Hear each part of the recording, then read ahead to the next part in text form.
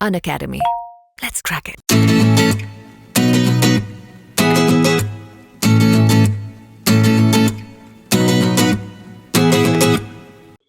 Hello everyone, नमस्ते। मैं हूं दीपांशु सिंह, अनअकैडमी में one of the top educators and also working as a consultant for government of India and government of UP in various capacities. और जैसा कि आप जानते हैं कि यूपीएससी सिविल सर्विसेज 2019 एग्जामिनेशन के रिजल्ट्स आ गए हैं और बहुत प्राउडली मुझे ये शेयर करते हुए बहुत खुशी हो रही है कि अनअकैडमी से भी काफी सारे लर्नर्स जो जुड़े हुए थे इन वेरियस कैपेसिटीज, उन्होंने इस एग्जामिनेशन को क्लियर किया है। बहरहाल, उसके अलावा अगर आप देखेंगे तो हम लोग काफी सारे टॉपर्स टॉक सीरीज आप लोग के लिए लेके आए, जिससे आपको इंस्पिरेशन मिले, कुछ सीखने को मिले, और as a brand, as a platform हमें भी बहुत सारी चीजें जो हैं सीखने को उनसे मिलती हैं। तो उसी अगर आप देखेंगे कंटिन्यूएशन में आज का जो इंटरव्यू सेशन है वो है हमारा विद मिस्टर अनुपम श्रेष्ठ, जिन्होंने ऑल इंडिया रैंक 19 सिक्योर किया है इस साल के एग्जामिनेशन में। तो पहले तो उनको बहुत बहुत बधाई देंगे और उनको हम वीडियो कॉल से कनेक्ट करेंगे। तो हमारे साथ हैं mister Anupam, very congratulations to all of you from our entire team at Unacademy and personally from my end also। तो एक बहुत ही कॉमन क्वेश्चन है, क्लीशेड है, बट आई थिंक आपके चेहरे से जो है खुशी बहुत ज्यादा झलक रही है। तो कैसी फीलिंग है इस समय जब रिजल्ट आया और पीडीएफ में आपने नाम देखा? How was the entire feeling like? First of all thank you for this very elaborate introduction. बहुत अच्छे से आपने एक यहाँ पर जो समा बांधा है, और अनअकैडमी की टीम को भी मैं धन्यवाद कहना चाहूंगा इस सेशन के लिए, जिससे कि लोगों से जुड़ने का मौका मिले मुझे। और जहां तक जी फीलिंग की बात है, तो वो जो मोमेंट जब आप रिजल्ट देखते हैं पीडीएफ में, जब आप अपना नाम सर्च करते हैं, तो वो मोमेंट तो बिल्कुल अनरियल होता है कि उस समय ऐसा लगता है। और जब आप 19वां अपने नाम के आगे देखते हैं तो आपको ऐसा लग रहा होता है कि एक वो खुशी को शब्दों में बयां कर पाना शायद संभव नहीं है, मैं ऐसा मानता हूं। तो मेरे साथ ऐसा हुआ कि मैंने अपना नाम शुरुआत से देखना शुरू किया। तो पहले, क्योंकि मैं काफी अच्छी रैंक एक्सपेक्ट कर रहा था पहले से, तो मैंने पहले 8 या पहले 10 नाम देखे, और उसमें चूंकि मुझे अपना नाम दिखा नहीं तो मैं थोड़ा सा टेंस्ड हो गया कि कहीं ऐसा तो नहीं हो गया कि गड़बड़ हो गई। लेकिन फिर जब सर्च किया और 19वां नंबर पे अपना नाम देखा तो फिर बहुत ज्यादा खुशी हुई। ओके, सो मतलब एक I think you are the first topper जिसने मुझसे बोला है कि मैं एक्सपेक्ट कर रहा था बहुत अच्छी रैंक आएगी। तो that is a very interesting point. मैं उसी से कॉन्वर्सेशन को आगे कंटिन्यू करूंगा कि कॉन्फिडेंस काफी झलकता है आपके अंदर जो दिखा, एंड ये कॉन्फिडेंस का राज क्या है? मैं पहले तो ये जानना चाहूंगा, जो आप बोल रहे थे कि मैं एक्सपेक्ट कर रहा था कि इतनी अच्छी रैंक आएगी। जी, एक्चुअली जब मेरा ये सेकेंड अटेम्प्ट था, तो फर्स्ट अटेम्प्ट मैंने 2018 में दिया था। उस टाइम भी मैं वेल प्रिपेयर्ड था मेंस के लिए भी, लेकिन 2018 का प्रीलिम्स हम लोग सब जानते हैं वो एक कितना बड़ा डिबाकल था।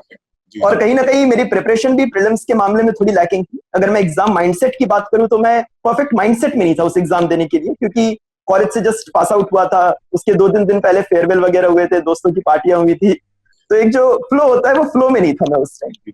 तो चूंकि प्रिपरेशन थोड़ी पहले से अच्छी थी और 2018 के बाद मैंने मेंस पर काफी ज्यादा फोकस किया, तो answer writing was a strength always. और कहीं ना कहीं मैंने उस स्ट्रेंथ को और ज्यादा पोटेंट बनाया और ज्यादा यूपीएससी एग्जाम के नीड्स के अकॉर्डिंग सूट किया। तो जो मेंस एग्जामिनेशन हुआ, तो चारों GS papers I was expecting कि जीएस में तो बहुत ही अच्छे मार्क्स रहेंगे मेरे। The only paper which didn't go according to my expectations, मतलब उससे हल्का सा नीचे रहा, वो सोशियोलॉजी पेपर 2 था कहीं ना कहीं, क्योंकि सोशियोलॉजी पेपर 2 थोड़ा इस बार जो है काफी अनएक्सपेक्टेड आ गया था। बहुत सारे क्वेश्चंस जो है वो बिल्कुल नए नए आ गए थे, और इंटरव्यू भी चूंकि काफी अच्छा हुआ, तो कहीं ना कहीं अपने मार्क्स का जो एस्टिमेट बढ़ाया मैंने, तो उस हिसाब से लग रहा था कि टॉप 10 टॉप 20 में रैंक आ सकती है।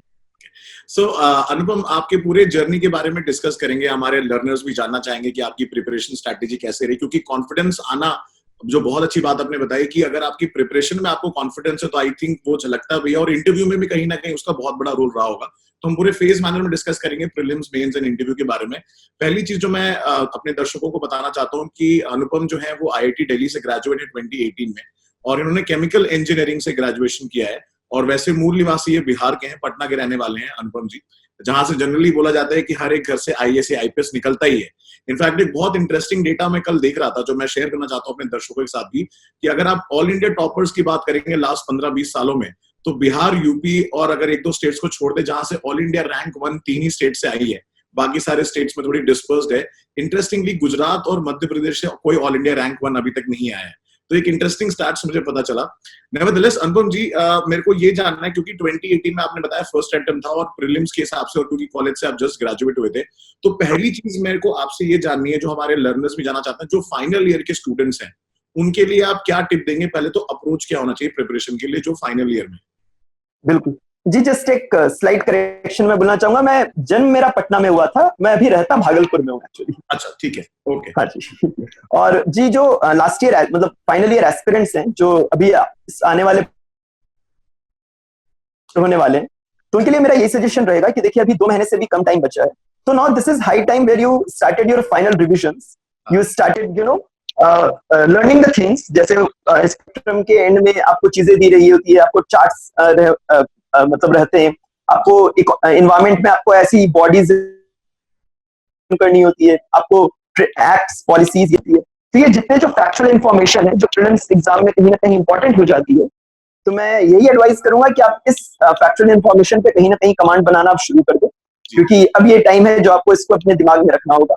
और अगर मॉक्स की बात करूं तो this is also the time जब आपको ज्यादा से ज्यादा मॉक्स पे अपियर होना चाहिए। तो I would ideally advise you कि आप 20 से 30 टेस्ट दें कम से कम, और कहीं ना कहीं ये जो याद करने वाला पोर्शन है आपका स्टैटिक पोर्शन जो हो गया, अगर मैं पॉलिटी, मॉडर्न हिस्ट्री, एनवायरमेंट ऐसे सब्जेक्ट्स की बात करूं, करंट अफेयर्स भी, तो ये सारे पोर्शंस को अब फाइनलाइज करने का टाइम आ गया है। अनुपम, तो मूव करते हैं थोड़ा सोशियोलॉजी की तरफ, बिकॉज मैं चाहता था कि क्योंकि आपने सोशियोलॉजी ऑप्शनल रहा है, पहले तो मैं 2 चीज आपसे जानना चाहता हूँ। केमिकल इंजीनियरिंग से आना और आईआईटी दिल्ली जैसे इंस्टीट्यूशन संस्थान से निकल के आना, जहां पे ऑलरेडी आप देखते हो कि आप प्रीमियर इंस्टीट्यूट से आ रहे हो, तो एक हमेशा एक क्वेश्चन रहता है कि क्या मैं टेक्निकल सब्जेक्ट लूं या फिर ह्यूमैनिटीज का सब्जेक्ट लूं। पहला तो अगर आप वो थोड़ा हमें बता सकें अप्रोच कैसा रहा, फिर सोशियोलॉजी आपने क्यों चूज किया? जी, आपके पहले क्वेश्चन का आंसर करने के लिए कि टेक्निकल फील्ड से आने के बाद भी मैंने ह्यूमैनिटीज क्यों चूज किया, तो इसके पीछे 2 रीजंस हैं। सबसे पहला तो मेरा खुद का प्रेफरेंस और खुद का केस थोड़ा डिफरेंट इसलिए हो जाता है क्योंकि मेरे पापा ने खुद भी प्रिपरेशन की थी यूपीएससी सिविल सर्विसेज की अपने टाइम में, और उनका हिस्ट्री ऑप्शनल था। तो बचपन से ही क्या है, हिस्ट्री से थोड़ा सा मेरा भी एक हिस्ट्री की तरफ एक रुझान था, आर्ट्स सब्जेक्ट की तरफ एक हमेशा से जो नेचुरल इंक्लिनेशन है वो हमेशा से आर्ट्स की तरफ था। साइंस इजी लगी हमेशा, मतलब maths was always easy, calculations आसान लगे, लेकिन जो इंटरेस्ट की बात है वो हमेशा आर्ट्स और लिटरेचर से में रहा। तो कहीं ना कहीं कॉलेज में जब आया भी और जब डिसाइड भी किया प्रिपरेशन करनी है, तो ये पहले से कहीं ना कहीं पूर्व निर्धारित था कि लेना तो आर्ट्स ऑप्शनल में से ही कोई एक सब्जेक्ट है। अब सोशियोलॉजी क्यों लिया, अगर इस चीज की बात करें स्पेसिफिकली, तो मैंने सारे ऑप्शनल के, जब मैं ऑप्शनल चूज कर रहा था 2017-2018 के समय, तो मैंने सारे ऑप्शनल के ट्रेंड्स देखे, उसमें अब कहीं ना कहीं उनके सारे सिलेबस को गो थ्रू किया, मैंने देखा कि क्या चीज मेरे इंटरेस्ट एरिया से भी मैच कर रही है, स्कोरिंग भी है कहीं ना कहीं सिलेबस भी बहुत ज्यादा एलैबोरेट नहीं है, सिलेबस भी इजीली कवरेबल रहे, जीएस के साथ एक अच्छा खासा ओवरलैप रहे, मेरी जो राइटिंग स्किल्स है वो कहीं ना कहीं उसमें थोड़ा बहुत यूज हो सके, और इंटरेस्ट तो बना ही रहे। तो सोशियोलॉजी, ये सारे जितने पैरामीटर्स थे वो सारे पैरामीटर्स को सोशियोलॉजी फुलफिल कर रहा था। ऑलराइट, तो अगेन जैसा आपने बताया कि इंटरेस्टिंग पॉइंट ये भी है कि इंटरेस्ट हमेशा से शायद आर्ट्स की तरफ था, बट क्योंकि इंजीनियरिंग थी और मतलब इजी लगता था, लेकिन इंटरेस्ट नहीं था कभी भी, अगर हम बात करें तो। बहुत इंपॉर्टेंट बात बताई आपने कि इंटरेस्ट बहुत जरूरी है। अब उसी से जरूरी एक और चीज जो जिसके बारे में मैं आपसे जानना चाहता हूँ कि गाइडेंस कितना बड़ा रोल रहा, या कोचिंग का रहा हो या सेल्फ स्टडी का, आपके प्रिपरेशन जर्नी में, और स्पेसिफिकली अगर आप सोशियोलॉजी के बारे में बताना चाहें। जी, गाइडेंस मैं बोलूंगा कि काफी इंपॉर्टेंट रोल प्ले किया है गाइडेंस ने। मैंने कोचिंग भी ली थी सोशियोलॉजी की। उसके बाद देखिए, जो सबसे बड़ी बात यह है कि सेल्फ स्टडी का कोई सब्स्टिट्यूट है नहीं, ये हम लोग हर कोई जानते हैं, जो भी यूपीएससी प्रिपरेशन फेज में रहा है, मैं रहूं, आप रहूं, जितने भी लोग रहे वो जानते हैं कि देखिए there is no substitute to self study, आपको खुद से बहुत ज्यादा पढ़ना ही होगा। लेकिन कहीं ना कहीं अगर आपको एक गाइडेंस मिल जाए, अगर आप यूट्यूब, अगर आप जाकर नेट पर भी टॉपर स्ट्रेटजीज सर्च करते हैं, तो मैंने सोशियोलॉजी के लिए भी यही किया था, मैंने टॉपर्स की स्ट्रेटजीज सर्च की थी, मैंने देखा था क्या बुकलिस्ट फॉलो करनी चाहिए मुझे, किन सोर्सेज से maximum output input benefit ratio जो है मैं अचीव कर सकता हूँ। तो कहीं ना कहीं इस मामले में जो इनडायरेक्ट गाइडेंस जो है उसने भी एक काफी बड़ा रोल प्ले किया मुझे सोशियोलॉजी में, आई थिंक अच्छा परफॉर्म, मेरे सोशियोलॉजी के अच्छे परफॉर्मेंस के। सो अनुपम, टॉकिंग अबाउट सोशियोलॉजी, क्योंकि बहुत सारे लर्नर्स हैं जो सोशियोलॉजी ऑप्शनल लेना चाहते हैं या ले रखा है, एक उनका भी कॉमन पेन एरिया है कि जैसे मैं आई पर्सनली टीच सोशियोलॉजी, तो मेरे को भी आपसे ये जानना है कि एक जो सबसे कॉमन इशू है वो है थिंकर्स को कैसे पढ़ना है। अगर आप थोड़ा अपनी प्रिपरेशन स्ट्रैटेजी के बारे में बता सके कि थिंकर्स के लिए क्या रेफर करना है, कुछ बुक्स अगर आप बता सके बेसिक। एंड सेकंड, जो आपने इनिशियली बोला in the beginning of the interview कि पेपर 2 शायद ट्रिकी रहा आपके लिए इस बार, तो पेपर 2 के लिए जैसा हम सब जानते हैं कोई स्टैंडर्ड बुक नहीं है सोशियोलॉजी के लिए, एंड बहुत ही ज्यादा डायनेमिक है। तो अगर आप सोशियोलॉजी की प्रिपरेशन के बारे में थोड़ा अगर हमें लाइट और गाइडेंस दे पाए तो बहुत अच्छा रहेगा हम लोग। डेफिनेटली। देखिए सोशियोलॉजी को अगर मैं पेपर 1 और पेपर 2 में अगर बाइफरकेट करूं तो इन दोनों की स्ट्रेटजीज जो है प्रिपेयर करने की मैं मानता हूं थोड़ी डिफरेंट है। डिफरेंट इसलिए है क्योंकि पेपर 1 आपका बहुत ज्यादा स्टैंडर्ड आता है और क्योंकि उसके लिए आपको मार्केट में स्टैंडर्ड सोर्सेज और स्टैंडर्ड मटेरियल बहुत इजीली अवेलेबल है। तो आपने थिंकर्स पोर्शन पे के लिए पूछा, तो देखिए थिंकर्स ऑब्वियसली हम लोग सब जानते हैं बहुत ज्यादा इंपॉर्टेंट पोर्शन है सोशियोलॉजी के लिए, क्योंकि वो न सिर्फ आपकी कॉन्सेप्चुअल क्लैरिटी बिल्डअप करता है, बल्कि अगर हम लोग पूरे सोशियोलॉजी एज अ सब्जेक्ट की बात करें तो थिंकर्स वाला जो पोर्शन है आपका, उसकी जो अंडरस्टैंडिंग है आपकी, वो आपके पूरे पेपर में रिफ्लेक्ट होती है। थिंकर्स के लिए मैंने 2 सोर्सेज रेफर किए थे। मैंने हरलॉम्बस से एक बार जितने भी थिंकर्स थे उन सबको एक बार रीड करके उनकी एक बेसिक अंडरस्टैंडिंग ले ली थी, और उसके बाद मैंने नितिन सांगवान जी की जो बुक है, तो नितिन सांगवान जी की बुक से मैंने उसके बाद बहुत छोटे छोटे क्रिस्प नोट्स बना लिए थे, जिसमें मैंने जितने भी टर्म्स हैं, जैसे अगर मैं कार्ल मार्क्स की बात करूं तो सिलेबस में 4 टर्म्स मेंशन्ड है, mode of production, forces of production, alienation. तो ये जितने टर्म्स हैं मैंने इन टर्म्स के एग्जैक्ट डेफिनेशन जो कार्ल मार्क्स ने अपने बुक्स में या अपने वर्क्स में कहीं ना कहीं यूज किया था, उस टर्म पे एग्जैक्ट डेफिनेशन, उसकी थोड़ी बहुत उस पर थोड़ा बहुत अंडरस्टैंडिंग, और उसका क्या क्रिटिकल एनालिसिस है, उस पर बाकी थिंकर्स ने उसके बारे में क्या कहा है, उसकी क्या एक्सेप्टेंस है आज के वर्ल्ड में, उसकी रेलेवेंस क्या है। तो इस तरह करके मैंने बहुत ही क्रिस्प नोट्स बना लिए थे थिंकर्स के लिए, पूरे पेपर 1 के लिए, जो मैं मानता हूं मेरे लिए काफी हेल्पफुल रहे एग्जाम में। और जैसे आपने बताया हरलम्बोस रेफर करी थी आपने, ब्लू वाली रेफर करी थी या ऑरेंज वाली रेफर करी थी? जी मैंने एक्चुअली दोनों बुक्स पढ़ी थी। मेनली मैंने ऑरेंज वाली बुक रेफर की थी, लेकिन ऑरेंज वाली बुक में थिंकर्स इतने अच्छे से कवर्ड नहीं है। बिल्कुल। आपने रिट्जर कहीं पे भी रेफर नहीं करी या करी? जी थिंकर्स के लिए मैंने रिट्जर भी पढ़ा था, और जी और रिट्जर भी मैं मानता हूँ बहुत इंपॉर्टेंट है। थिंकर्स पार्ट रिट्जर में बहुत अच्छे से बहुत कॉम्प्रिहेंसिवली है। अच्छा, एक कॉमन चीज जो इसी से लिंक्ड है, क्योंकि हम सोशियोलॉजी की बात कर रहे हैं, क्योंकि कभी कभी टेंडेंसी होती है हम लोग शायद सिलेबस के बियॉन्ड बहुत ज्यादा चले जाते हैं। जैसे रिट्जर में भी बहुत सारे ऐसे थिंकर्स दिए जो शायद हमें जरूरी नहीं है। इवन हरलम्बोस जो बुक वो यूपीएससी एग्जाम के लिए नहीं लिखी गई है, वो इन जनरल लिखी गई है, बट हमें लगता है कि शायद सारी चीजें इंपॉर्टेंट है। तो आपने उसको टैकल कैसे किया? Like was there any strategy कि मैं इस बुक से ये नोट करूंगा, ऐसे कैसे आपने सिलेक्टिवली स्कैन किया? जी इसके लिए मैंने सबसे इंपॉर्टेंटली यूपीएससी के प्रीवियस ईयर क्वेश्चंस देखे जो आए हुए थे पेपर 1 पेपर 2 दोनों के लिए। और देखिए सोशियोलॉजी एक ऐसा है जिसमें स्पेशली पेपर 1 की अगर मैं बात करूं तो पेपर 1 में आपके जो कॉन्सेप्ट्स हैं और इवन बहुत हद तक क्वेश्चंस भी बहुत ज्यादा रिपीट हो जाते हैं। आपको एक बहुत अच्छे से आइडिया लग सकता है कि क्या टॉपिक्स इंपॉर्टेंट है और क्या क्वेश्चंस इंपॉर्टेंट है यूपीएससी के हिसाब से। और अगर दूसरी चीज की बात करूं तो देखिए सिलेबस जो है हमारा वो बहुत अच्छे से यूपीएससी ने डिमार्केट करके दिया हुआ है। जैसे हर थिंकर के अंदर उन्होंने 4 सब टॉपिक्स में डिवाइड कर रखा है उसे। जैसे कार्ल मार्क्स की बात की मैंने, अगर इमाइल दरखाइम की अगर बात करूं तो सुसाइड, या फिर जो रिलीजन पे जो उनकी थ्योरी है, तो इस तरह करके काफी अच्छे से डिमार्केट कर रखा है यूपीएससी ने। तो मैं वही कहना चाहूंगा कि देखिए जैसा आपने कहा सोर्सेज बहुत ज्यादा है, और एक टेंडेंसी होती है क्योंकि इतने स्टैंडर्ड बुक्स मार्केट में अवेलेबल है कि हम लोग सारे सोर्सेज की तरफ जो है चले जाए। तो इसको इससे बचने के लिए मैंने क्या किया कि एक अंडरस्टैंडिंग के लिए मैंने 1 या 2 बुक रेफर कर लिए, जिससे कि एक अच्छी अंडरस्टैंडिंग बन जाए। लेकिन जैसे ही अंडरस्टैंडिंग बनी उसके बाद मेरा नेक्स्ट फोकस था कि मैं क्रिस्प नोट्स बना लूं, क्योंकि अंडरस्टैंडिंग ऑलरेडी डेवलप हो चुकी थी और मुझे पता था कि ये क्रिस्प नोट्स जो मैं बनाऊंगा जिसमें मैं एग्जैक्ट डेफिनेशंस, एग्जांपल्स और कहीं ना कहीं क्रिटिसिज्म और क्रिटिकल इवैल्यूएशन को नोट डाउन करूंगा, यही मैं एग्जाम में रिप्रोड्यूस कर पाऊंगा। तो दिस वाज माय फोकस कि उसके बाद मैं नोट्स बना दूं उसकी crisp. So Anupam, moving on to paper 2 जैसा आपको पता है कि कोई फिक्स्ड स्टैंडर्ड सोर्स तो नहीं है, और जिस हिसाब से क्वेश्चन आजकल यूपीएससी पूछ रहा है बहुत ही डायनेमिक है। जैसे कि फॉर एग्जांपल स्वच्छ भारत मिशन है, शायद वो सक्सेसफुल नहीं हो पा रहा है, तो उसके लिए क्या सोशियोलॉजिकल थ्योरीज आप लगाएंगे? तो इन सब क्वेश्चंस को टैकल कैसे करें और कितना इंपॉर्टेंट रोल है यहाँ पे करंट अफेयर्स का पेपर 2 में? जी देखिए पेपर 2 जो है क्योंकि बहुत डायनेमिक हो गया है, अगर हम लोग बात करें पिछले 2-3 साल से जो क्वेश्चंस आ रहे हैं, और चूंकि क्वेश्चंस इस तरह के आते हैं कि आप बहुत बार कंफ्यूज हो जाते हैं कि इसका जीएस के तरह से आंसर देना है या ऑप्शनल के तरह से आंसर देना है, क्योंकि हमने कभी सोचा ही नहीं होता उनको सोशियोलॉजिकल एनालिसिस से या सोशियोलॉजिकल एंगल से। तो देखिए बहुत इंपॉर्टेंट हो जाता है। जैसे आपने स्वच्छ भारत मिशन की बात की, इसी तरह इस बार questions old age ageism as a phenomena पे भी क्वेश्चंस आए थे। तो कहीं ना कहीं जो सोसाइटी पोर्शन है हमारे GS1 जो पेपर 1 का जो सोसाइटी पोर्शन है वो बहुत ज्यादा इंपॉर्टेंट हो गया अगर हम लोग सोशियोलॉजी पेपर 2 की भी बात करें उसके प्रिपरेशन में कहीं ना कहीं। तो करंट अफेयर्स बहुत ज्यादा इंपॉर्टेंट है, स्पेशली अगर कोई जो मान लीजिए कंटेम्प्रेरी सोशियोलॉजिस्ट अगर कोई आर्टिकल लिख रहे हैं। आप इंडियन एक्सप्रेस में देखेंगे कि बहुत बार बहुत अच्छे अच्छे रिनाउंड सोशियोलॉजिस्ट जो है वो आर्टिकल्स लिखते हैं इंडियन एक्सप्रेस में। आप और भी जैसे ईपीडब्ल्यू देखेंगे तो ईपीडब्ल्यू में भी आपको बहुत बार अच्छे अच्छे इस तरह के आर्टिकल्स मिल जाएंगे जो रिनाउंड सोशियोलॉजिस्ट लिखते हैं। तो इन आर्टिकल्स को गो थ्रू करना अब के पेपर 2 के लिए, अब के सोशियोलॉजी पेपर 2 के लिए बहुत ज्यादा ही इंपॉर्टेंट हो गया, मैं ये मानता हूँ। तो अनुपम, जैसे आपने बताया कि ईपीडब्ल्यू, तो आपने क्या रेफर किया था सिलेक्टिवली ईपीडब्ल्यू को? सोर्सेस में अगर आप हमें थोड़ा पेपर 2 के लिए बता पाए, जैसे आपने बताया कि आपने कोचिंग तो ली थी, but apart from coaching paper 2 के लिए आपकी क्या स्ट्रैटेजी थी?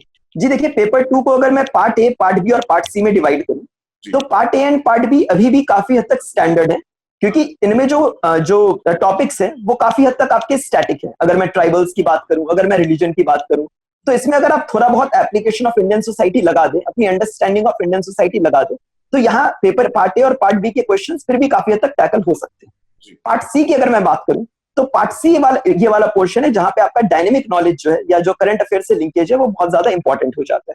तो देखिए, मैंने पेपर 2 के लिए मैंने कोचिंग ली थी महापात्रा सर से, उनके नोट्स रेफर किए थे, उनके नोट्स को मैंने बहुत क्रिस्प बना दिया था, तो उससे मुझे पार्ट ए पार्ट बी में थोड़ी बहुत हेल्प हुई। पार्ट सी के लिए भी थोड़े बहुत जो है वहां से आइडियाज मिले।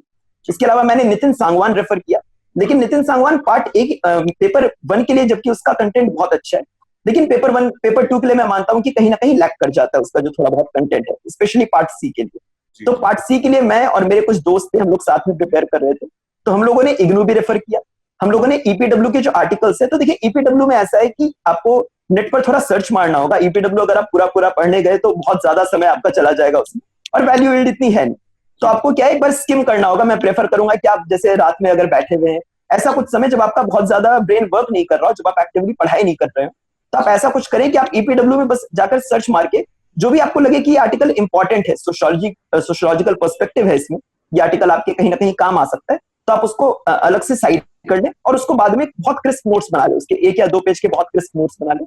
ये आपको हेल्प करेगी कहीं ना कहीं पेपर 2 के प्रिपरेशन। और सो अनुपम, क्योंकि एग्जाम में सिलेक्शन मेंस में आंसर राइटिंग भी होगा, तो आंसर राइटिंग की बात करते हैं कि आपने आंसर राइटिंग स्ट्रेटेजी कैसे फॉलो करी इन जीएस की भी अगर आप बताएं, और थोड़ा अगर सोशियोलॉजी के बारे में बताएं, क्योंकि सोशियोलॉजी में भी एक कंसर्न रहता है कि क्या हमें हर आंसर में थिंकर कोट करना है। एक ये भी बहुत कॉमन क्वेश्चन होता है कि क्या पेपर 1 में हमें करंट अफेयर्स का एग्जाम्पल डालना है। तो अगर आप थोड़ा इलाबोरेट करें अपनी पहले अगर सोशियोलॉजी के आंसर राइटिंग की and then for GS answer writing. तो जी देखिए, अगर सोशियोलॉजी के आंसर राइटिंग की बात करूं तो क्योंकि सोशियोलॉजी एक राइटिंग इंटेंसिव ऑप्शनल है, आपके जो राइटिंग स्किल्स है वो बहुत ज्यादा मैटर करती है सोशियोलॉजी में, तो ये बहुत इंपॉर्टेंट हो जाता है कि आप सोशियोलॉजी के लिए। तो पेपर 1 के लिए देखिए, जैसा आप बोल रहे थे थिंकर्स या करंट अफेयर्स से लिंकेजेस, तो मैं मानता हूं कि ये चीजें बहुत ऑर्गेनिकली आपके आंसर राइटिंग में आ जानी चाहिए। अगर आप फोर्सफुली अगर उसको इंडक्ट करना चाहेंगे कि जहां पे अगर आपको लग रहा है कि थिंकर्स का स्कोप नहीं है, लेकिन फिर भी आप कहीं ना कहीं जबरदस्ती कोई अनरिलेटेड थिंकर अगर आप उसमें घुसा देंगे, या अगर आप जबरदस्ती कोई ना कोई करंट अफेयर से लिंक करना चाहेंगे, तो मेरे हिसाब से ये कहीं ना कहीं एग्जामिनर को भी दिख जाएगा कि दिस वाज नॉट ऑर्गेनिकली यहाँ पे लिंक, आपने इसे जबरदस्ती कर दिया। तो मैं मानता हूं कि आपकी जितनी अच्छी अंडरस्टैंडिंग होगी पेपर 1 पेपर 2 दोनों की, जितना अच्छा आप उस क्वेश्चन को अच्छे से समझ पाएंगे, या जितनी अच्छी आपकी टॉपिक की समझ होगी, उतना ही ईजी रहेगा आपके लिए थिंकर्स को लिंक करना या करंट अफेयर्स को लिंक करना। और ये चीज ऑर्गेनिकली आप अपने आंसर राइटिंग में लाइए। जैसे जब आप क्वेश्चन को पढ़ रहे हैं तो आप उसे कनेक्ट करने की कोशिश कीजिए कि is it connected to any other concept that I have read, क्या यहाँ पे ये थिंकिंग प्रोसेस का पार्ट है, क्योंकि राइटिंग के पहले हमेशा एक बहुत इंपॉर्टेंट एक थिंकिंग प्रोसेस होता है। तो कहीं ना कहीं आप उसे अपने थिंकिंग प्रोसेस में इंक्लूड करें जब भी आप कोई थिंकर पढ़ें। जैसे अगर हम लोग सुसाइड पढ़ते हैं दरखाइम की, तो क्योंकि सुसाइड एक ऐसा टॉपिक है जो हमेशा ही चलते रहा है और अभी भी उसका रेलेवेंस जो है हमेशा इंपॉर्टेंट, और आजकल भी काफी ज्यादा न्यूज में है, तो आई थिंक बहुत सारे रेलेवेंट एग्जांपल मिल जाएंगे। तो अनुभव, चीज मैं पूछना चाहता हूँ कि क्या पेपर 1 में हमें करंट अफेयर्स के एग्जांपल कोट करने हैं, आपने किए थे, या फिर we have to keep the answer very static in paper 1 और use more of current affairs in paper 2? जी मैं मानता हूं कि हर आंसर में तो नहीं, लेकिन जैसे हमने बात की, अगर हम लोग इसकी बात करें, सुसाइड की बात करें, या जो लेटर टॉपिक्स हैं, जैसे अगर रिलीजन की बात करें, या फिर अगर स्ट्रेटिफिकेशन की बात करें, तो ऐसे बहुत सारे क्वेश्चंस आते हैं जिनमें आपको दिख जाएगा कि इनमें जो एग्जांपल्स है, जो कंटेम्प्रेरी एग्जांपल्स हैं, उनको यूज करना इजी हो जाता है, और कहीं ना कहीं वो क्वेश्चन की रिक्वायरमेंट भी होती है। तो मैं बोलूंगा कि एक फिक्स्ड माइंडसेट बना के मत रखिए कि आपको जबरदस्ती यूज करने या नहीं करने। मैं आपको ये एडवाइस करूंगा कि आप जब आप क्वेश्चन को अच्छे से पढ़िएगा, यूपीएससी के प्रीवियस ईयर क्वेश्चंस को भी रेफर कीजिएगा, तो you would get to know कहीं ना कहीं कि ये क्वेश्चन की रिक्वायरमेंट है कि यहाँ पर एक एग्जांपल करंट से कोट करना चाहिए, या यहाँ पर इस थिंकर को कोट करना चाहिए। तो उस ऑर्गेनिक अंडरस्टैंडिंग को जो है डेवलप करने दीजिए, उससे आपको बहुत आसानी होगी आंसर्स को, क्वेश्चंस को आंसर करने। Okay, so Anupam, moving on to GS answer writing के क्वेश्चन, क्योंकि अब क्या है, क्योंकि आप सोसाइटी, अगर आप देखेंगे ऐसे में सोशियोलॉजी का कोई ना कोई टॉपिक आता ही आता है, ऑलमोस्ट फिक्स्ड है। जीएस वन का बहुत बड़ा पोर्शन सोशियोलॉजी से रिलेटेड है, कहीं ना कहीं एथिक्स में भी आप यूज करोगे थिंकर। तो जब आप आंसर राइटिंग जीएस के लिए करते हो, क्या एक इनहेरेंट बायस आ जाता है आंसर राइटिंग में सोशियोलॉजी के कॉन्सेप्ट यूज करने का या एसएम यूज करने का? और अगर ऐसा आया था तो आपने टैकल करने के लिए उसको क्या किया? अगर आप जीएस के आंसर राइटिंग के बारे में थोड़ा बताएं। जी, जीएस की मैं इसको दो पार्ट में डिवाइड कर देता हूँ। एक मैं अपनी जनरल जीएस के आंसर राइटिंग की स्ट्रेटजी डिस्कस कर लेता हूँ, और जो आपका दूसरा पार्ट है क्वेश्चन का कि क्या सोशियोलॉजिकल बायस आया था मेरे आंसर्स में, उस चीज को मैं आंसर करता हूँ। तो अगर मैं पहले पार्ट की आंसर करूँ तो देखिए, जीएस में जो मेरी आंसर राइटिंग प्रैक्टिस थी वो कहीं ना कहीं मेरे सोशियोलॉजी के आंसर राइटिंग प्रैक्टिस से भी बहुत बेटर थी, क्योंकि जीएस के लिए मैंने 20 से 30 टेस्ट दिए थे, रिटर्न टेस्ट दिए थे, जबकि मेंस के लिए, जबकि सोशियोलॉजी में ये नंबर जो है सिर्फ 4 या 5 के अराउंड ही रह गया था, और पेपर 2 के लिए सिर्फ एक ही टेस्ट लिख पाया था मैं। तो कहीं ना कहीं मुझे लगता है इस चीज ने मुझे एग्जाम में जो मेरा पेपर 2 का परफॉर्मेंस है वहां पे भी थोड़ा अफेक्ट किया। तो जीएस के लिए मैं बहुत, क्योंकि वेल प्रिपेयर्ड था, मैंने काफी आंसर्स लिखे हुए थे, एथिक्स के लिए भी मैंने बहुत सारे टेस्ट दिए थे। तो जीएस के लिए भी मैं वही मानता हूँ, देखिए, क्योंकि मेंस की answer writing is always a race against time. वहां पर आपको सोचने का टाइम नहीं रहता, 9 मिनट में आपको 300 वर्ड, 250 वर्ड, 150 वर्ड लिखने।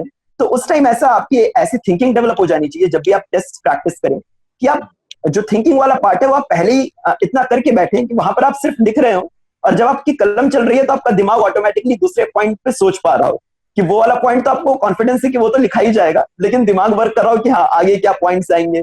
या जब आप बॉडी लिख रहे हो तो दिमाग को कहीं ना कहीं ये भी फोकस रहे कि कंक्लूजन क्या होगा इस चीज का। तो ये चीज मुझे हेल्प किया था इस चीज को अचीव करने में। मैं क्या करता था, मैं प्रीवियस ईयर क्वेश्चन उठाता था, ये सोशियोलॉजी में भी किया मैंने, जीएस में भी बहुत किया ये, और मैं सोचते रहता था कि इनका आंसर किस तरह किया जा सकता है, what would be an ideal answer for this question. तो क्योंकि ये थिंकिंग एक्सरसाइज मैंने बहुत ज्यादा की और काफी टाइम से कर रहा था, जब से प्रिपरेशन स्टार्ट की थी 2016-17 से, तो उस टाइम तक से टॉपर्स कॉपीज में लेता था, उनके आंसर्स देखता था, कहीं ना कहीं देखता था कि अच्छा इस आंसर में क्या बात थी ऐसी जिसने कि इसे एक टॉपर की आंसर कॉपी बनाई। तो ये थॉट एक्सरसाइज ने, मुझे लगता है, मुझे बहुत ज्यादा हेल्प किया जीएस के आंसर राइटिंग में। अब अगर आपके सेकंड पार्ट, जी जी जी, अगर बायस की बात करूं तो मुझे लगता है जी नहीं, ऐसा कोई बायस नहीं आया था मेरे दिमाग में, होपफुली। क्योंकि देखिए, पेपर 1 जो हमारा है उसकी अगर बात करें तो अगर आप थिंकर्स को अगर आप नहीं लाएं, अगर आप डायरेक्टली जो आप सोसाइटी के आपके क्वेश्चंस हैं, या अगर आप ऐसे की टॉपिक्स की बात करें, तो अगर आप थिंकर्स का नाम नहीं लिखे तो उनके कॉन्सेप्ट्स बहुत बार ऐसे होते हैं जो डायरेक्टली एप्लीकेबल होते हैं, और वो बहुत ज्यादा कहीं ना कहीं पॉपुलर भी होते हैं। जैसे अगर रिट्जर की मैकडोनलाइजेशन ऑफ सोसाइटी की बात करें, जो वो या फिर अगर हम लोग ग्लोबलाइजेशन के जो थिंकर्स हैं तो उनकी अगर कुछ कुछ बात करें, तो अगर आप नाम न लें, अगर आप सिर्फ कॉन्सेप्ट्स को यूज कर ले, तो वो इतने पॉपुलर हैं और इतने जनरली एक्सेप्टेड है कि आपको पेनलाइज नहीं किया जाएगा उसके चक्कर में। तो मैं मानता हूं कि आपकी सोशियोलॉजी की अंडरस्टैंडिंग आपको हेल्प करेगी जीएस के सोसाइटी पेपर 1 में भी और ऐसे के प्रिपरेशन में। ओके, सो अनुपम, बहुत अच्छा बताया आपने कि आप थिंकर्स को कोट मत करो, बट जैसे कुछ ग्लोबल थिंकर्स है, मार्क्स, वेबर, इनकी थ्योरी सबको भी पढ़ता है, ब्यूरोक्रेसी हो गया, तो आप उनको, आप एथिक्स में भी लिख सकते हो, एथिक्स में कोट भी कर सकते हो आप वेबर को, क्योंकि आप हर जगह पढ़ते हो, इवन ऐसे में भी कोट कर सकते हो, बट आई थिंक जीएस में भी कहीं ना कहीं आप यूटिलाइज कर सकते हो कि डोंट कोट देम डायरेक्टली। तो वो काफी इंपॉर्टेंट एक चीज आपने बताई। और अनुपम, आपने बताया बहुत सारे पेपर्स आपने प्रैक्टिस करे थे, तो paper practicing is important and also revision का भी एक बहुत इंपॉर्टेंट रोल है। तो अगर आप थोड़ा बहुत टाइम मैनेजमेंट के बारे में हमें बता पाएं कि आपने कैसे पेपर प्रैक्टिस करी, ऑल्टरनेट डे करते थे, डेली करते थे, प्रीलिम्स के पहले किया ज्यादा या प्रीलिम्स के बाद ज्यादा किया, अगर थोड़ा टाइम मैनेजमेंट के बारे में बताएं। देखिए, टाइम मैनेजमेंट मैं मानता हूँ इस एग्जाम में जो सबसे बड़ी जो इंपॉर्टेंट चीज है, मतलब जो आपको सक्सेस के सबसे करीब ले जा सकती है, वो टाइम मैनेजमेंट है। तो टाइम मैनेजमेंट के लिए मैंने 2 ब्रॉड रूटीन्स बनाए हुए थे। एक ऐसा रूटीन जिसमें मैं एग्जाम के पिछले आखिरी दिन से स्टार्ट करता था, लेट्स से अगर मेंस 20 सितंबर से था, तो मैं 19 सितंबर से वो रूटीन बैकवर्ड्स बनाना शुरू करूंगा, और मैं एक रफ आइडिया उसमें रख लूंगा कि मुझे किस सब्जेक्ट को आखिरी दिन जैसे क्या रिवाइज करना है, आखिरी के 2 दिन में क्या रिवाइज करना है, इस तरह से मैं बैकवर्ड्स मूव करके एक ब्रॉड रूटीन बनाऊंगा। और वो जो ब्रॉड रूटीन मेरा जैसे ही तैयार हो जाता था, मैं उसके बाद माइक्रो मैनेजमेंट करता था, तो मैं डेली रूटीन्स भी बनाता था। जैसे अगर लेट्स से आज 15 अगस्त है, तो मैं 15 अगस्त का प्रॉपर्ली बनाऊंगा कि इस स्लॉट में मुझे क्या पढ़ना है, मुझे किस तरह करना है। तो ये क्योंकि मेरे 2 लेवल्स पे रूटीन वर्क कर रहे होते थे, मैक्रो रूटीन और एक माइक्रो रूटीन, तो कहीं ना कहीं इस चीज ने टाइम मैनेजमेंट में मेरी बहुत ज्यादा हेल्प की, क्योंकि मैं डिसाइड कर पाता था कि मुझे कितने टेस्ट देने, मैं ये देख पाता था कि मुझे कितने रिविजन्स करने, कौन से सब्जेक्ट मुझे ज्यादा रिविजन्स करने, किसमें कितना टाइम लगेगा। तो ये सारी चीजें मैं मैनेज कर पाता था, क्योंकि 2 लेवल पे रूटीन्स वर्क कर रहे होते थे। जहां तक आप टेस्ट की पूछ रहे थे कि मैं टेस्ट किस तरह देता था, तो चूंकि एग्जाम में हमें 2 पेपर्स एक साथ देने होते हैं, 9 से 12 और 2 से 5 ये रहता है। तो शुरू में तो 2 पेपर लिखना पॉसिबल नहीं हो पाता जब प्रिपरेशन के स्टार्टिंग फेज में हम रहते हैं। तो प्रीलिम्स के पहले मैं कोशिश करता था, मेरी ये कोशिश थी कि मैं कोशिश करूं कि 3 घंटे में पेपर कंप्लीट हो जाए, कम से कम मैं 20 क्वेश्चंस को अटेम्प्ट कर पाऊं, क्योंकि बहुत इंपॉर्टेंट है अब जिस तरह से पेपर्स आ रहे हैं कि आप 20 क्वेश्चंस के 20 क्वेश्चंस अटेम्प्ट कर पाए एग्जाम में। भले ही आपके 1-2 अटेम्प्ट इतने अच्छे न रहे, लेकिन अटेम्प्ट करना सारे क्वेश्चंस को बहुत जरूरी है। प्रीलिम्स के बाद जो मैंने जितने भी टेस्ट दिए, तो मैं सेंटर पर जाकर देता था और मैं कोशिश करता था कि मैं 9 से 12 और 2 से 5 वाला जो शेड्यूल है वो फॉलो करूं, जिससे एग्जाम के लिए मैं प्रॉपर कंडीशन ले जाऊं। Okay, alright. सो ये भी एक बहुत इंपॉर्टेंट चीज बताई, जैसे हम लोग की टेंडेंसी होती है कि भले ही हम अगर सेम सिटी में भी हैं तो घर पे पेपर लिख लिया, ठीक है, बाद में दे देंगे जाके और अपलोड कर देंगे, वो टेंडेंसी है। खैर आज तो हम कुछ नहीं कर सकते, कोविड में सिचुएशन ऐसी है, बट अदरवाइज अगर जब अपॉर्चुनिटी है तो I think it's very important कि हम क्लॉक करें अपने माइंड को, उस हिसाब से ट्यून करें कि भाई जैसे एग्जाम है वैसे एनवायरनमेंट में दे, तो आई थिंक उसका इमेंस बेनिफिट मिलता है। And that is what even I think reflected in your performance, क्योंकि तभी शायद आपको इतना कॉन्फिडेंस आया कि मेरा मेंस बहुत अच्छा हुआ है, रैंक तो मेरी अच्छी आने वाली है। बिल्कुल। तो उसमें बहुत इंपॉर्टेंट रोल आपके इंटरव्यू का होगा। अगर हम मूव करते हैं अपनी इंटरव्यू की स्टेज की तरफ, तो इंटरव्यू का एक्सपीरियंस कैसा था आपका इस बार, और कुछ अगर आप हमारे साथ शेयर करना चाहे कुछ इंटरेस्टिंग, अगर कुछ कॉन्वर्सेशन रहा हो इंटरव्यू का। जी, जो रिजल्ट आया था, जो इंटरव्यू कॉल जो आई थी, जिसमें जो रिजल्ट, जब मेंस का फाइनल रिजल्ट आया था, जब आइडिया लग गया था हमें कि हाँ ये, तो वो 15 जनवरी के अराउंड आया था, और मैं थोड़ा फॉर्चुनेट हूँ इस मामले में कि 18 मार्च को मेरा इंटरव्यू था। तो जस्ट और 20 मार्च से जो है इंटरव्यू बंद हो गए थे, तो कहीं ना कहीं मैं जस्ट बचा कि हाँ, नहीं तो मैं जुलाई वाले उसमें पढ़ता, और कहीं ना कहीं मैं मानता हूँ वो थोड़ा तो ट्रॉमेटाइजिंग रहा होगा, देखिए जिन लोगों का भी जुलाई में था। तो मैं इस मामले में थोड़ा फॉर्चुनेट रहा। तो मैंने इंटरव्यू के लिए, क्योंकि थोड़ा टाइम था, 2 महीने के लगभग समय था मेरे पास, और थोड़ा बहुत प्रिपेयर कर लिया था मैंने थोड़े बहुत बिहार के बारे में पढ़ लिया था, जो मेरा होम स्टेट है। थोड़ा बहुत सोशियोलॉजी और केमिकल इंजीनियरिंग के बारे में भी हल्का फुल्का आइडिया था। तो मेरी ये कोशिश थी कि मैं जितने ज्यादा से ज्यादा मॉक्स हो सके उतने ज्यादा मॉक्स दूं इंटरव्यू के लिए, जिससे कि एक कॉन्फिडेंस बना रहे, कुछ अगर ऐसे मिस्टेक्स हो जो रिपीट हो रहे हो बार बार, तो उस चीज का आइडिया लग सके और उसको मैं उस पर वर्क कर सकूं, उसको करेक्ट कर सकूं। तो मैंने 15 मॉक्स दिए अपने इंटरव्यू के पहले जी। और मुझे जैसे ऐसे तो जनरली बहुत पॉजिटिव रिव्यूज मिले, फर्स्ट मॉक से ही मुझे बहुत अच्छे रिव्यूज मिले, लेकिन 1-2 कांस्टेंट चीजें थी जो जिन पे मुझे हल्का फुल्का वर्क करने बोला गया। एक, मेरे बोलने की स्पीड बहुत ज्यादा है, जो कहीं ना कहीं आप भी देख रहे होंगे अभी यहाँ पे भी ये ऐसी चीजें जो नेचुरली आती है, तो उस हिसाब से मुझे तो कमी लग रही है, बट जी। और तो मुझे बोला गया कि हाँ, आपको फीडबैक में, हाँ जी, तो मुझे बोला गया कि आप बोलने की स्पीड अपनी थोड़ी कम कर सकते हैं। और दूसरा ऐसा होता था कि मेरा हेड मूवमेंट बहुत ज्यादा होता था, तो जब मैं बात कर रहा होता था, जब पैनल मेंबर्स क्वेश्चन पूछ रहे होते थे, तो मैं नॉड बहुत ज्यादा कर रहा होता था, यस वाला जो नॉडिंग है वो काफी ज्यादा हो रही होती थी। तो मुझे इन दोनों चीज पे थोड़ा वर्क करने बोला गया कि इन दोनों चीज को अगर आप थोड़ा सा मॉडरेट करेंगे तो आपका इंटरव्यू बहुत अच्छा होगा। इंटरव्यू जी मेरा आर एन चौबे सर जी का बोर्ड था, मुझे मिला था। और आर एन चौबे सर की ये यूएसपी है कि वो आपको बहुत ज्यादा कंफर्टेबल कराते हैं। आपको 1 मिनट जब आप शुरू में जाते हैं तो आपको बिल्कुल आराम से बैठा के आपको इस तरह लगेगा कि आप घर पे आ गए वो इस तरह आपको बिल्कुल चिल करा देते हैं कहीं ना कहीं। और इंटरव्यू में जो क्वेश्चंस जो मेरे से पूछे गए वो भी काफी हद तक स्टैंडर्ड क्वेश्चंस पूछे गए थे। मुझसे इंटरनेशनल रिलेशंस के क्वेश्चंस पूछे गए, सोशियोलॉजी पे क्वेश्चंस पूछे गए, मुझसे बिहार से क्वेश्चंस पूछे गए। और मैं इस मामले में भी कहीं ना कहीं खुशकिस्मत हूँ कि एक क्वेश्चन को छोड़ के मुझे सारे क्वेश्चंस के आंसर आते थे। और इंटरव्यू के एंड में आर एन चौबे सर ने मुझे एक्सीलेंट इंटरव्यू कहा, तो मुझे कहीं ना कहीं लगता है कि इंटरव्यू एक्सपीरियंस भी जो है मेरा काफी अच्छा है। तो अभी तो खैर मार्क्स है, बट आई थिंक चेयरमैन साहब ने ऐसा बोल दिया excellent interview, so I think that's मतलब ऑलरेडी एक तरीके से इंडिकेशन आपको मिल गया कि you are getting very good marks. बाकी तो खैर मार्क्स में पता चली जाएगा, but it hardly matters now क्योंकि आपको आईएएस मिलने वाला है। एंड आई थिंक मैंने आपके डैफ में देखा, आई थिंक होम कैडर ही आपका शायद प्रेफर्ड है। और तो बहुत बहुत बधाई अगेन आपको आपके पूरे जर्नी के लिए। लास्ट क्वेश्चन आपके लिए अनुपम ये है, क्योंकि अब 4 अक्टूबर को प्रीलिम्स होने वाला है और आपने पहले कॉलेज में रहते हुए प्रिपेयर किया था और उसके बाद सिर्फ दोबारा जब आपने अटेम्प्ट दिया, तो जरा अगर आप हमें कुछ इंपॉर्टेंट टिप्स देना चाहें प्रीलिम्स के लिए और कुछ mistakes to avoid specifically for prelims. जी, अगर मैं मिस्टेक्स टू अवॉइड की बात करूं तो सबसे पहले जो सबसे इंपॉर्टेंट मिस्टेक हम लोग करते हैं कि हम लोग टेस्ट जो है वो एग्जाम एनवायरनमेंट में नहीं देते। कभी शाम में दे दिया, कभी रात में दे दिया, उसे प्रॉपर्ली एनालाइज नहीं किया टेस्ट को। तो टेस्ट कोशिश कीजिए हमेशा एग्जाम एनवायरनमेंट में दें, 9 से 11 बैठकर एक प्रॉपर आइसोलेटेड इन्वायरमेंट में, जिस तरह अगर आप क्लासरूम, अभी तो रिक्रिएट करना मुश्किल है क्लासरूम इन्वायरमेंट को जो वो होता है, लेकिन उसके बाद भी आप जितना ज्यादा अगर डेस्क और वो आपके पास अवेलेबल हो, डेस्क और चेयर अवेलेबल हो, तो उस पर OMR शीट रखें। जिस तरह आप एग्जाम में पेपर अटेम्प्ट कीजिएगा उसी तरह अटेम्प्ट करें। आपको एग्जाम में जो एंजाइटी होती है प्रीलिम्स के पहले, कहीं ना कहीं डर होता है हमें कि हम प्रॉपर मेंटल स्टेट में है या नहीं पेपर देने के लिए, तो आपको उस चीज से डील करने में बहुत ज्यादा हेल्प करेगा। अगर मैं दूसरी चीज की बात करूं तो हम लोग बहुत ज्यादा सोर्सेज में अब जाने का समय है। Now is the time to consolidate अपनी प्रिपरेशन। तो आपने बहुत कुछ पढ़ रखा है, देखिए, और आखिरी के 50 दिन बचे, और प्रीलिम्स में कहीं ना कहीं आपकी रिटेंशन ऑफ नॉलेज बहुत ज्यादा मैटर करती है। तो now is time to start consolidating whatever you have red.